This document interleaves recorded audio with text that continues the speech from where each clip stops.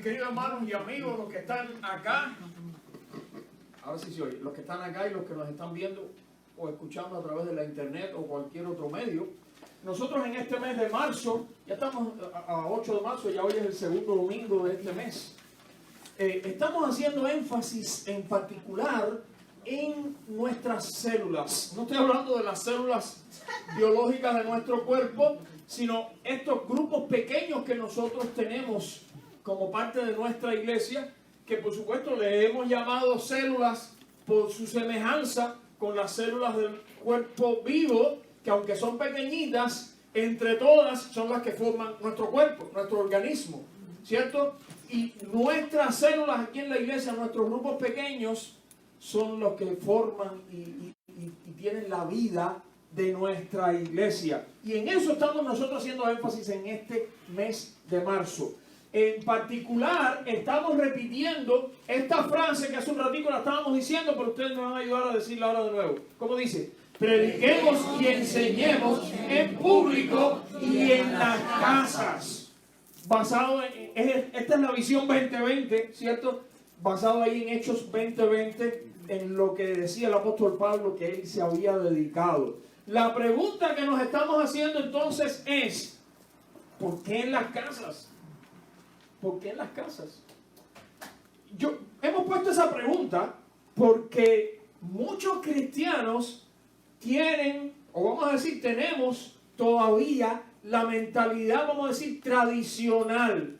No es que sea una mentalidad bíblica, cuidado, pero es la mentalidad tradicional de que la iglesia es para reunirse un grupo grande así, en un salón como este, o mejor si el salón fuera más grande y el grupo fuera más grande, ojalá tuviéramos un salón re grande donde tuviéramos un grupo re grande de miles de personas ahí reunidas. Déjame decirte, la visión nuestra no es esa. La visión nuestra es la que tenía el apóstol Pablo, que predicaba y enseñaba de Jesucristo en público, sí, pero, muy importante, en las casas. La pregunta entonces es, ¿por qué en las casas? ¿Por qué no es nada más que el grupo grande así en la iglesia y nos quedamos así tan contentos? Si hasta ahora esa era la visión que muchos de nosotros teníamos. ¿Por qué no puede seguir siendo así? Es lo que estamos viendo, porque estamos tratando de aprender la visión bíblica de cómo debe funcionar la iglesia de Jesucristo. Amén. ¿Entiende eso que estoy diciendo? La semana pasada nosotros estábamos en este tema de por qué en las casas, estábamos pensando en lo que la Biblia nos enseña que debe ser una comunidad especial, que es la iglesia. El Señor no quiere que nosotros seamos cristianos individuales, ¿verdad? Veíamos solitarios, aislados de los demás. El Señor preparó todo y nos llamó y nos salvó para que vivamos la vida cristiana en comunidad, en grupo. Quizás tú digas, bueno, pastor, pero eso nos da más razón para pensar que si el grupo es de 20,000 personas, de 30,000 personas, mejor. Falso. ¿Qué comunidad usted puede tener con un grupo de 19,999 personas? Yo le contesto, ninguna. Ahora, si usted es parte de un grupo de 6, 7, 8 personas, ahí sí usted puede tener comunidad. Y si no, pruébelo. Yo lo reto a que lo pruebe con uno de nuestros grupos. Entonces, hoy nosotros vamos a estar viendo en particular cuál fue la estrategia de Jesús. ¿Cuál fue la estrategia de Jesús? ¿Qué hacía Jesús y cómo lo hacía? Y vamos a fijarnos en este pasaje bíblico que está ahí en Efesios 2:19, que dice, ¿quieren leerlo conmigo? Sí. Por eso, ante Dios, ustedes ya no son extranjeros, al contrario, ahora forman parte de su pueblo y tienen todos los derechos. Ahora son de la familia de Dios. ¿Quiere repetir la última frase? Ahora son de la familia de Dios. Vamos a orar y nos adentramos en lo que la Biblia nos enseña, que es la estrategia de Jesús. Señor, ahora te rogamos en el nombre de Jesucristo que tú nos enseñes lo que hay ahí en tu palabra para nosotros, para tu iglesia, para los cristianos, para tus seguidores, Señor. Porque nosotros queremos realmente hacer lo que tú esperas de nosotros. no seguir tradiciones de hombres, no seguir mandamientos de hombres, pero queremos seguir, Señor, lo que tú nos enseñaste, lo que tú tienes ahí para nosotros. Háblanos, Señor, y prepara nuestros oídos, nuestras mentes, nuestros corazones para recibir. En el nombre de Jesús. Amén. Así que hablando de la estrategia de Jesús, mis hermanos, vamos a empezar recordando que la iglesia, el concepto de lo que es la iglesia, eso fue una idea del Señor. La iglesia no es una institución humana, no fue creada por nadie, ningún hombre en particular. La iglesia fue una idea del Señor. Y Él mismo dijo esta frase: sobre esta roca edificaré mi iglesia. Eso lo dijo Cristo. Edificaré mi iglesia. Él prometió edificar su iglesia. Él prometió construir su iglesia. Acuérdense que cuando hablamos de iglesia no estamos hablando de un edificio. Cuando hablamos de iglesia estamos hablando del grupo de los que creen en Jesucristo, de las personas. Y a eso Él se estaba refiriendo cuando Él dijo: yo voy a edificar mi iglesia, voy a edificar ese grupo. ¿Entienden? Y entonces, cuando Jesús prometió edificar su iglesia, ya Él tenía en mente una estrategia para fundar y para expandir su reino a través de la iglesia. Generalmente cuando una persona dice: voy a construir una maquinaria de este tipo, ya tiene en la mente cómo lo va a hacer.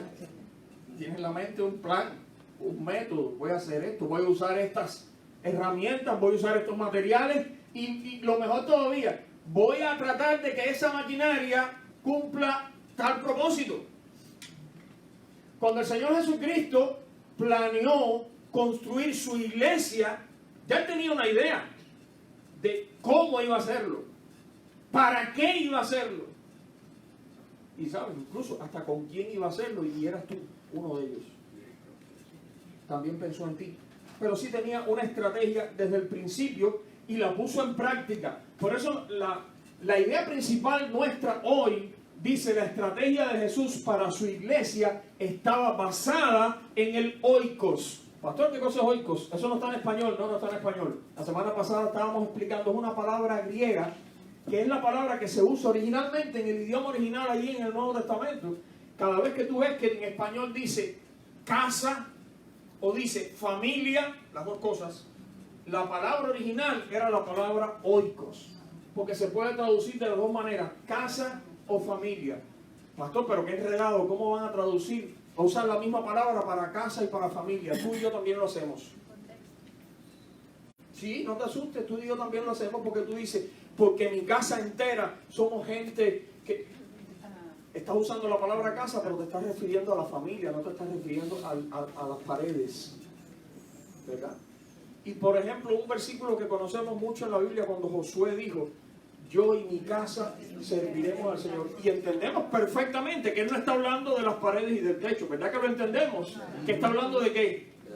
De la familia. Y cuando Pablo y Silas le dijeron al carcelero en Filipo: cree en el Señor Jesucristo y serás salvo, tú y tu casa, dice en español, en el griego dice oikos.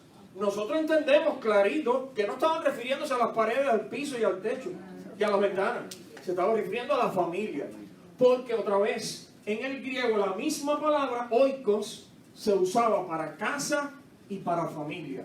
Por eso, vuelve a mirar esta idea principal de hoy. La estrategia de Jesús para su iglesia estaba basada en el oikos, en la casa, en la familia. No estaba basada en un edificio como este, porque en aquella época, cuando Jesús estaba aquí en la tierra, no tenían edificios como este para reunirse. Y por 400 años después de Jesús, todavía no tenían edificios como este para reunirse. No, la estrategia de Jesús nunca fue que la iglesia se dedicara a construir edificios y llenarlo de gente. La estrategia de Jesús, y lo vamos a ver ahora con ejemplos, yo no puedo por supuesto mencionar aquí todos los ejemplos, pero estaba basada en la casa y no en las paredes, sino en las familias, en el oikos. ¿Ok? Vamos a estar viendo eso. Y en primer lugar eso. Mira, Jesús mismo Ministró, ¿dónde? En las casas. Déjame decirte que es bien curioso. Yo te reto a que tú busques la Biblia, en tu casa, por supuesto, en tu casa, tú busques la Biblia, en los evangelios, y agarres uno cualquiera de los 4 evangelios, Mateo, Marcos, Lucas o Juan. Y tómate el tiempo que tú necesites, pero ve leyendo. Y si tienes una Biblia donde tú puedas hacer marcas, o si lo tienes digital en el teléfono y aprendes cómo allí marcar igual, para que cada vez que tú veas que empieza un pasaje y dice dónde estaba Jesús hablando, te fijes a ver si era en una casa o era en la calle, en el campo, en algún lugar. Y vas a ver que algunas veces sí era en el templo allá de Jerusalén, en la calle, en los caminos, pero muchas veces era en las casas. Y ¿sabes qué? Te va a sorprender como me sorprendió a mí. La cantidad de veces que yo no me había fijado, yo no me había dado cuenta, que muchas de las cosas, de las historias que conocemos en los evangelios, y tal vez nos hacíamos la idea que era así, en un lugar, no, era en una casa. Porque Jesús se dedicó a ministrar en las casas. En el contexto de una casa con una familia. Es más, cuando Él llamó a sus 12 discípulos, ¿te acuerdas? ¿Con qué propósito los llamó? Mira lo que dice ahí la Biblia, dice, designó a 12, ¿para qué? A veces pensamos que fue para esto, solamente, para enviarlos a predicar. Y no nos fijamos en esta parte. Sí fue para esto también, pero mira lo que dice primero. Para que estuvieran. ¿Qué quiere decir que estuvieran con Él? Que estuvieran cada uno en su casa pensando en Jesucristo. No, Señor. No, Señor. Para que lo siguieran, pero Jesús no estaba caminando las 24 horas en los caminos. Jesús dormía y comía. Era para que ellos estuvieran con Él en la misma casa. Vivieron con Jesús durante 3 años y medio.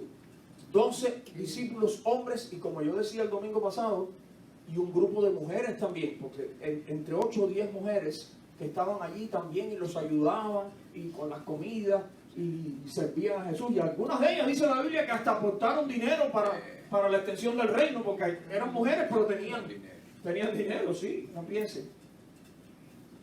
Así que Jesús llamó a los discípulos para que estuvieran con Él como si fueran una familia. Es más, dice un pasaje que no vamos a leer ahora, que Jesús se consideró a sí mismo como un padre de familia para ellos. Vivieron juntos todo ese tiempo. ¿Y dónde radicaban? Porque ahora también, a lo mejor alguno piensa, pastor, ¿cómo usted va a decir que para que vivieran con Jesús, si Jesús no tenía casa? Bueno, es verdad que Él no tenía casa. Pero en casa de alguien estaban. Algunos piensan que pudo haber sido la casa original del apóstol Pedro. Puede que haya sido. El caso es que era aparentemente una casa en la ciudad de Capernaum. Capernaum era una ciudad ni tan grande ni tan pequeña, a la orilla del lago de Galilea. Allí vivía Pedro, su hermano Andrés. Allí vivían Juan y Jacobo, su hermano. Varios de los discípulos eran de allí. Y aparentemente la casa que llegó a ser la base de operaciones de Jesús durante su ministerio, de Jesús y todos sus discípulos, era una de esas casas, tal vez la de Pedro. Yo tengo ahí un montón de pasajes bíblicos que no vamos a leer. Los que después reciben por la internet las notas que yo se las mando por correo electrónico de toda la predicación, ahí sí yo pongo todos los pasajes bíblicos para que tú lo puedas leer en tu casa. Pero nada más te voy a mencionar Marcos 2:1 dice, entró Jesús otra vez en Capernaum después de algunos días y se oyó que estaba ¿dónde? En casa. En casa. En casa. Claro, esa no era su casa, de su propiedad, él no tenía casa, pero era la casa donde ellos estaban quedándose, parando, como se dice en algunos lugares, su base de operaciones. Después la historia sigue. Esa es la historia que nosotros hemos visto, que trajeron unos amigos a un paralítico para que Jesús lo sanara. ¿Te acuerdas? ¿Qué se encontraron? Que la casa estaba llena, no podían entrar ni nada. ¿Y entonces qué hicieron? Subieron al techo. Generalmente esas casas tenían por fuera como unas escaleras para subir al techo. Allí en el techo ellos hacían varias cosas. En este caso, la cosa que hicieron fue que subieron, abrieron un hueco en el techo y bajaron por ahí al hombre en la camilla para que Jesús pudiera sanarlo. Pero esa era aparentemente la casa base de operaciones de Jesús en su ministerio en Galilea. Hay más pasajes, pero no los vamos a leer. El caso es que Jesús convivió con aquel grupo disímil, muy diverso, de los 12 discípulos y varias mujeres, y les enseñó a vivir en comunidad. Jesús modeló delante de ellos la manera en que debían vivir. Muchas veces Jesús actuaba y después les explicaba a ellos lo que había hecho y por qué lo había hecho. A aquel grupo complicado, Jesús les enseñó que las personas que estaban fuera de la comunidad los reconocerían como sus discípulos por el amor que se tuvieran los unos a los otros. En esto, dice el Señor en Juan 13:35, en esto todos reconocerán que ustedes son mis discípulos, en el amor que se tengan los unos a los otros. Por cierto, eso Jesús se los dijo cuando estaban en una casa, pero no en esa casa, sino en Jerusalén, en el aposento alto, allí para la cena. Después que Jesús les lavó los pies, ¿te acuerdas de aquella historia? Pero eso fue una casa. Allí en aquella casa Jesús les dijo esto. En esto todos reconocerán que ustedes son mis discípulos, en el amor que se tengan los unos a los otros. Seguramente tú puedes recordar algunas de las parábolas que Jesús contó. Ahora no vamos a recordar ninguna, pero te pueden venir a la mente algunas, ¿cierto? Bueno, muchas de aquellas parábolas que Jesús contó fueron contadas, voy a repetir la palabra, en una casa, en el contexto de una casa. Otras veces no las contó en una casa, las contó allá en un lugar donde había mucha gente, pero después en la casa, al grupito de los 12, fue donde les explicó la parábola. Igual, hay un montón de pasajes bíblicos que no vamos a leer, pero solamente leemos este. Dice en Lucas 14:1 y después saltamos al versículo 7. Dice, Jesús entró a comer en casa de uno de los principales fariseos. Ellos lo observaban atentamente. Y después dice, Jesús les dijo esta parábola. Eso está en Lucas 14. Es un pasaje curioso, porque allí Jesús fue invitado a cenar en una casa. Ahí estaban cenando con la familia del anfitrión, ¿verdad? Y algunos amigos y demás. Y allí mismo en la cena, que la gente conversaba mucho. Ayer tuvimos una cena en nuestra celda y conversamos bastante. Hubo algunos que no se callaban. Parte de la conversación fue que Jesús contó varias parábolas. Y lo curioso es que todas tenían que ver con cenas. La cena de las bodas, los invitados a la gran cena, el hombre que no estaba vestido de acuerdo a la cena.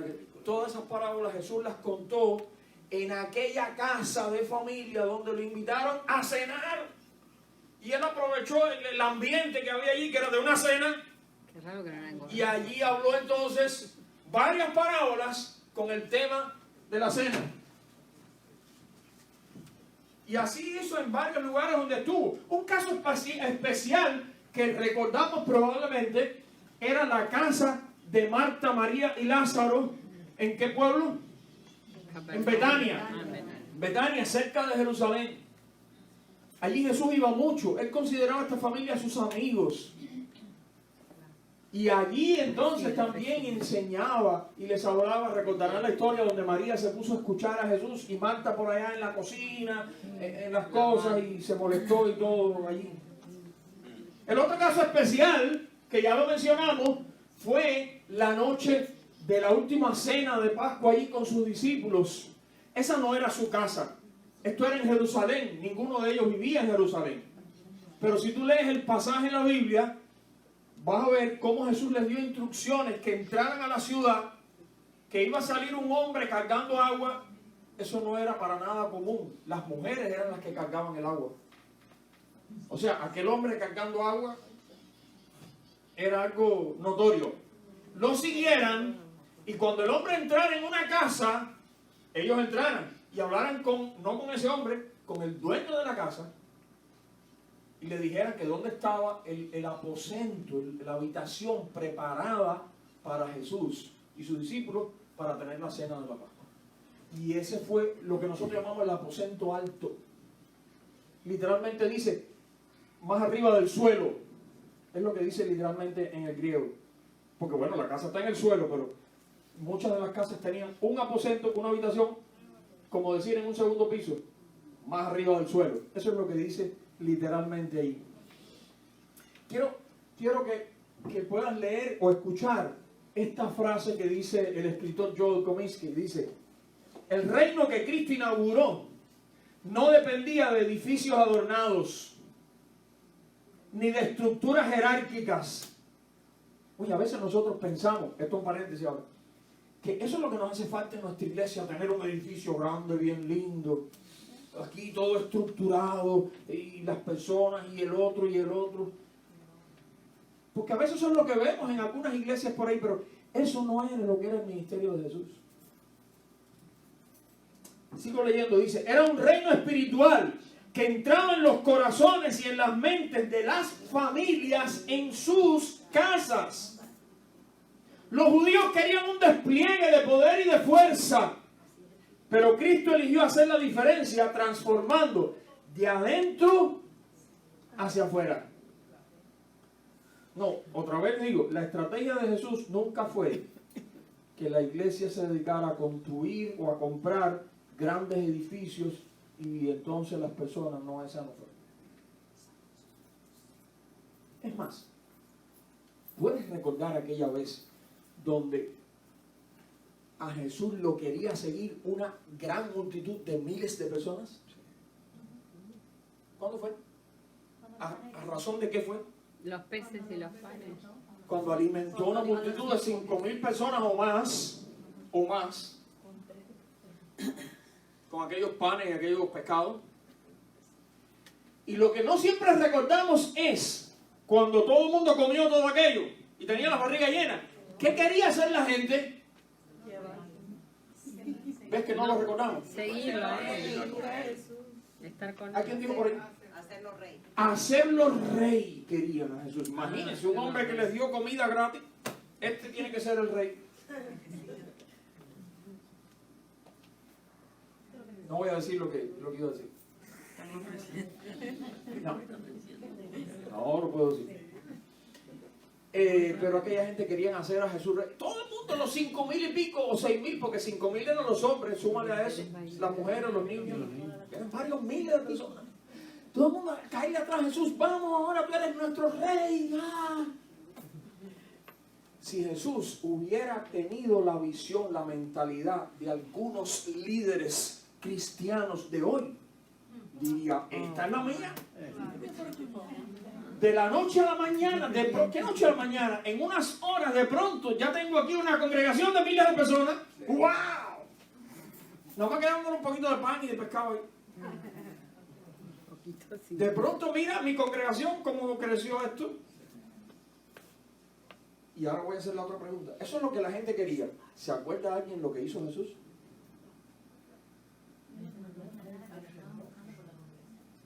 Sí, pero antes de ¿En qué eso. momento?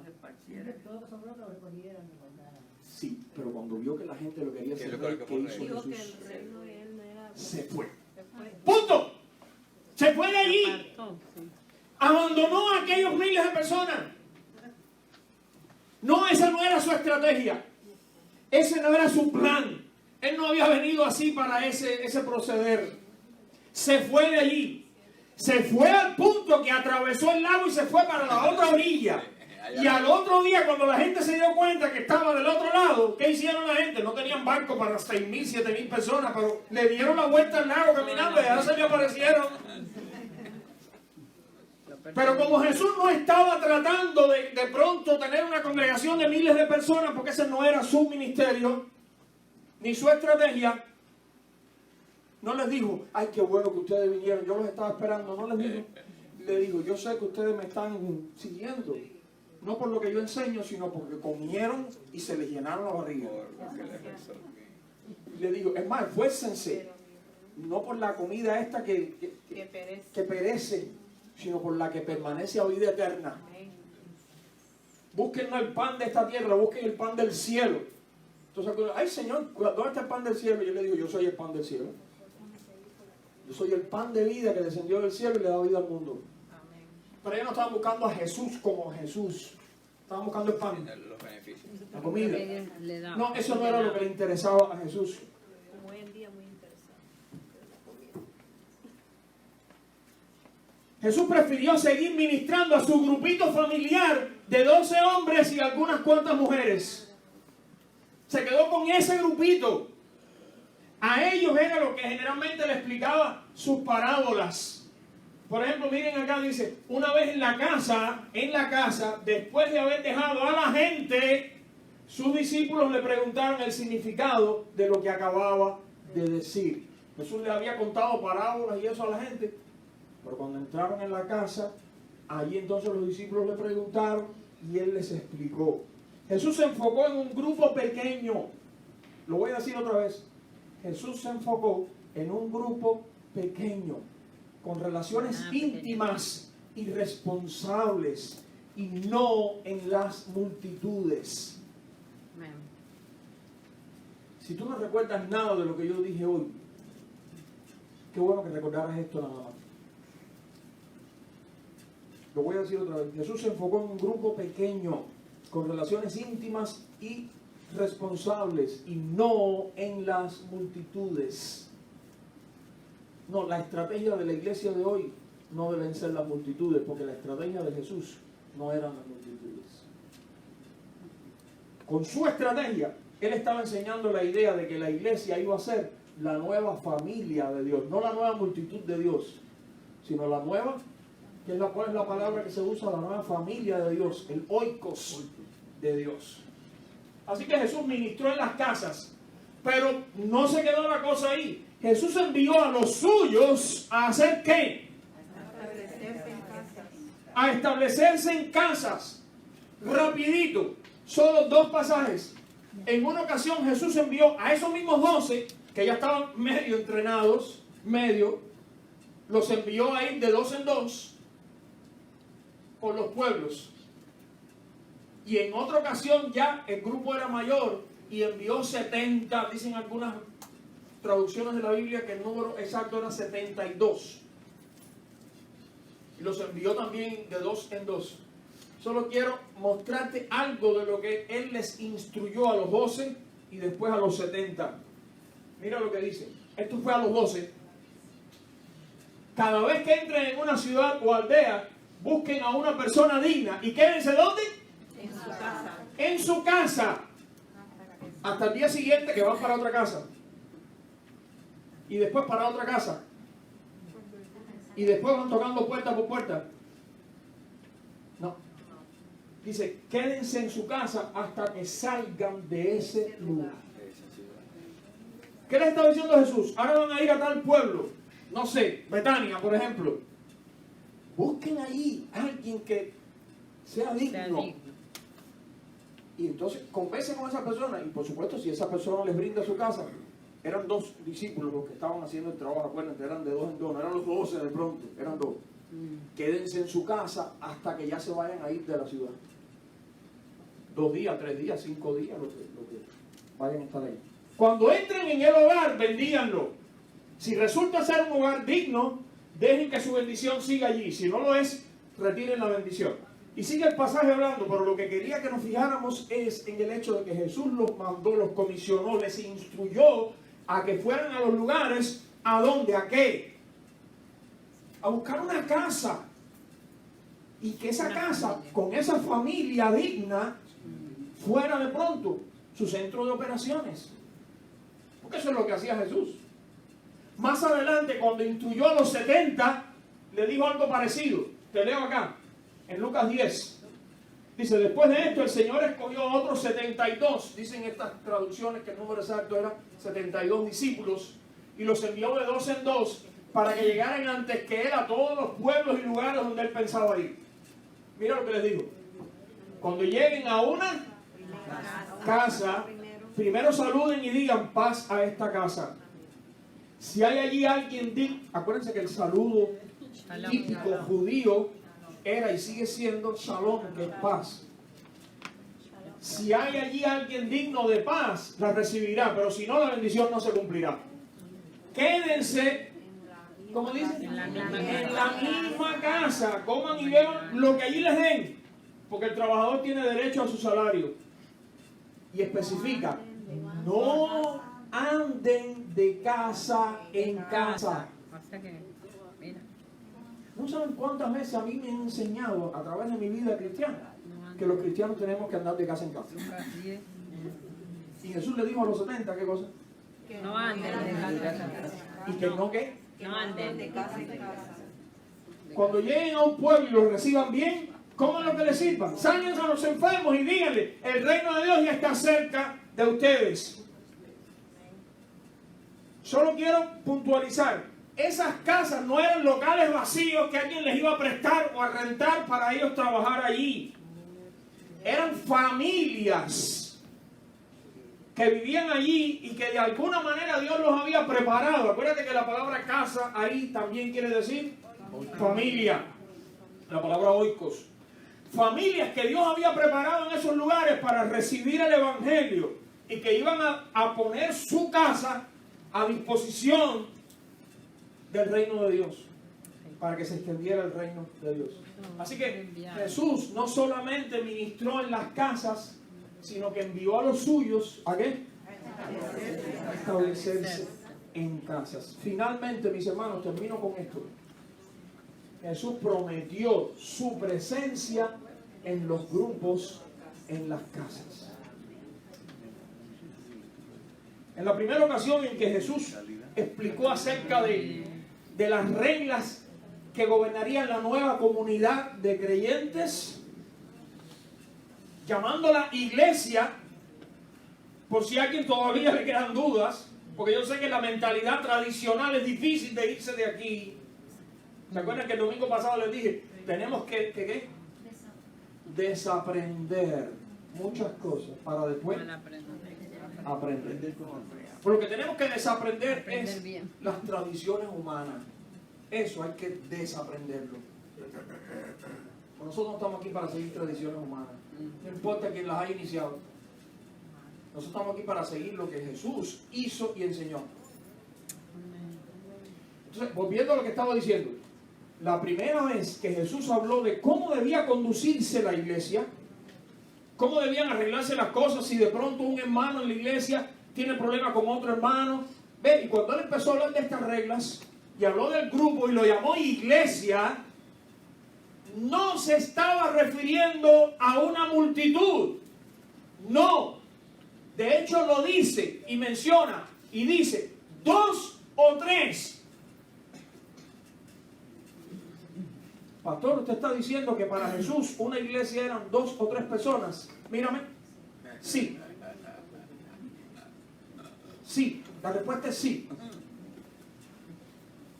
¿Ves? Para las tradiciones humanas no. Pero para el Señor Jesucristo, sí. mientras haya 2 o 3. ¿Ok? Esto fue lo que Jesús dijo. Él estaba hablando de cómo debían ser las cosas. Dijo, si aún así la persona se niega a escuchar, lleva el caso ante la iglesia. Y ahí mismo dice, también les digo lo siguiente, si 2 de ustedes se ponen de acuerdo aquí en la tierra con respecto a cualquier cosa que pidan, o sea, para orar por el mismo asunto, mi Padre que está en el cielo lo hará. Pues, ¿quiero leer esta parte conmigo? Pues donde se reúnen 2 o 3 en mi nombre, yo estoy allí entre ellos. Amén. Pastor, usted leyó bien, no vaya a ser que ahí diga 2,000 o 3,000 en mi nombre. Porque yo veo esas iglesias súper exitosas donde hay 2,000 o 3,000 personas. Eso no fue lo que Jesús dijo. Jesús dijo, donde se reúnen, ¿cuántos? Dos, tres. ¿Dos o tres son dos o tres? En su nombre.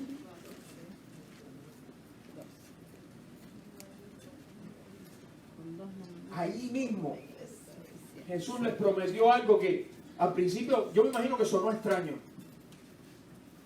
Él les prometió que cuando se reunieran esos grupos pequeños de dos o tres, ¿qué iba a pasar? Estaría él ahí. ¿Cómo? Él estaría presente.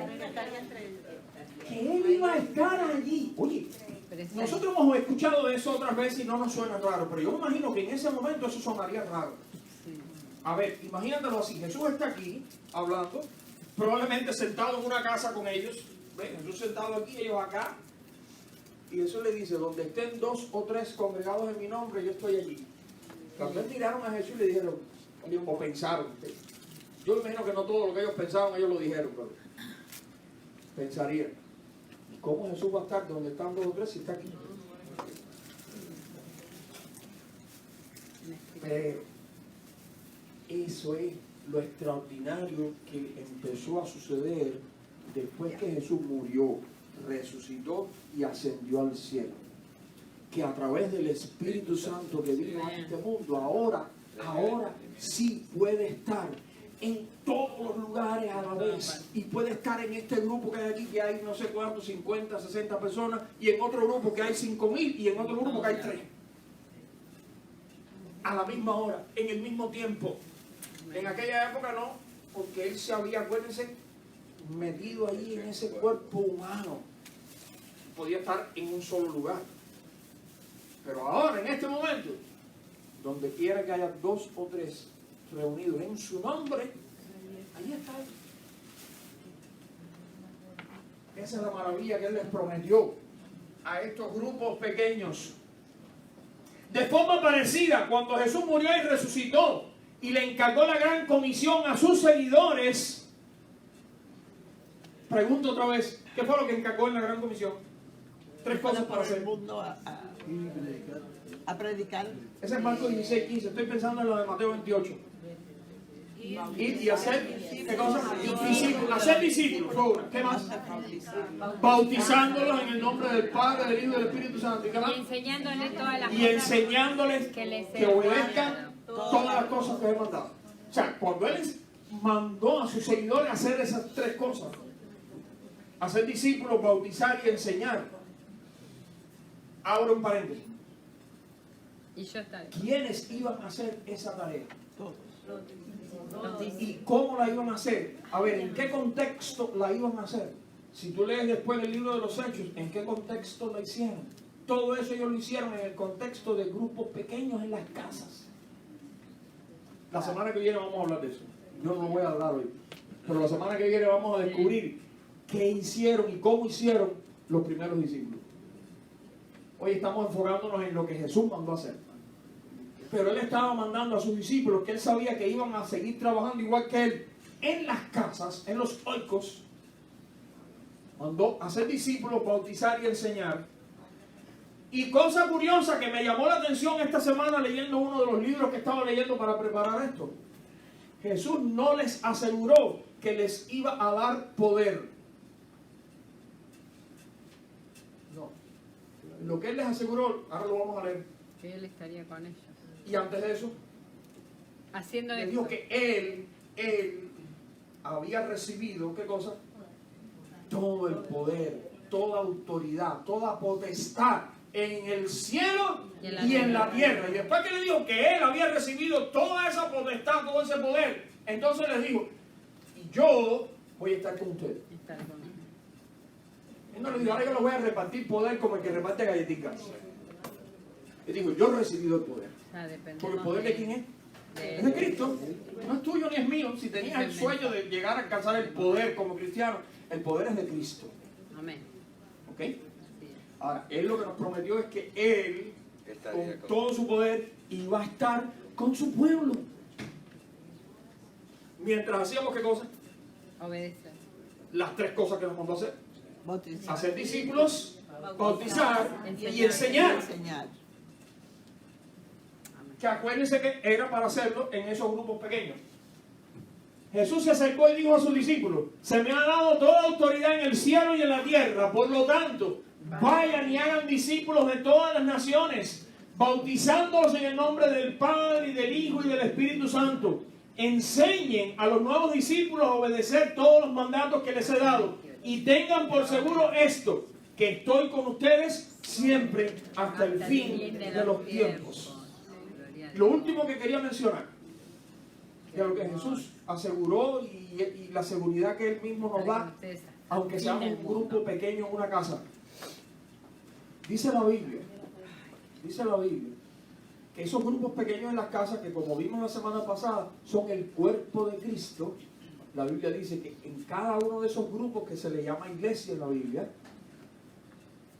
¿quién es la cabeza? Cristo. Cristo es la cabeza, porque Cristo está ahí. Bueno, donde hay 2 o 3, Él está. Y Él es la cabeza y la iglesia es su cuerpo. Cristo también es la cabeza de la iglesia, la cual es su cuerpo, dice en Colosenses 1:18. Esos grupos pequeños, aunque sean de 2 o 3, son el cuerpo de Cristo. ¿Se acuerdan? La semana pasada les mostré un libro, no lo traje hoy, pero que se llama así mismo, Los cuerpos básicos de Cristo. Recordándonos que esos grupos pequeños son los cuerpos básicos de Cristo que se mencionan en la Biblia. Y Él está presente en medio de ellos cada vez que se reúnen en su nombre. No importa si solo fueran, ¿cuántos? 3. No importa. Él es la cabeza del cuerpo que es la iglesia. Y Él va a estar ahí presente. Concluyendo, mis hermanos, el Señor se aseguró de instruir a sus seguidores para que continuaran con su estrategia. La misma que Él usó con ellos y que les enseñó a usar cuando los envió.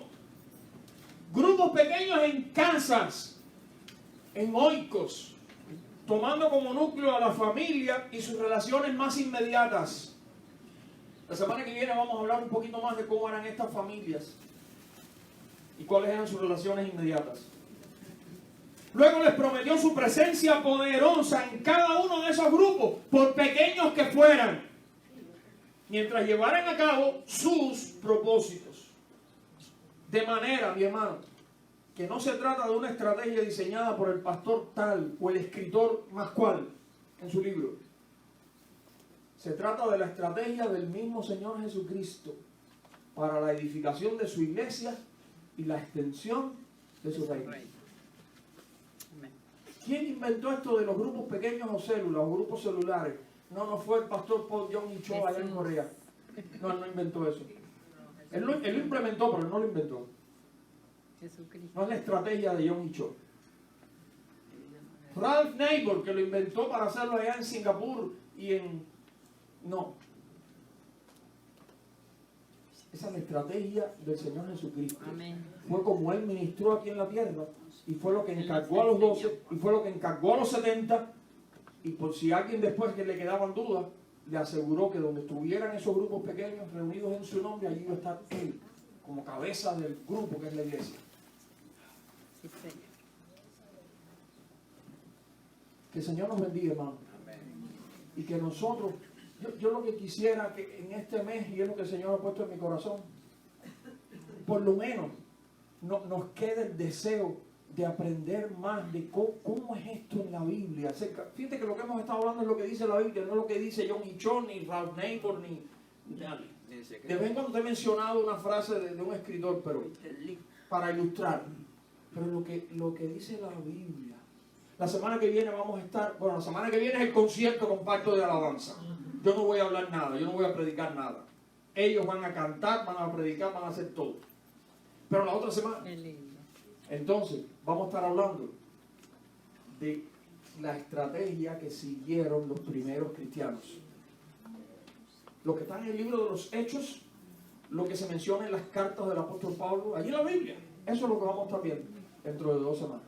Amén. Así que el Señor les bendiga y que nosotros le pidamos al Señor nos enseñe más sobre esto y nos ayude a ponerlo en práctica.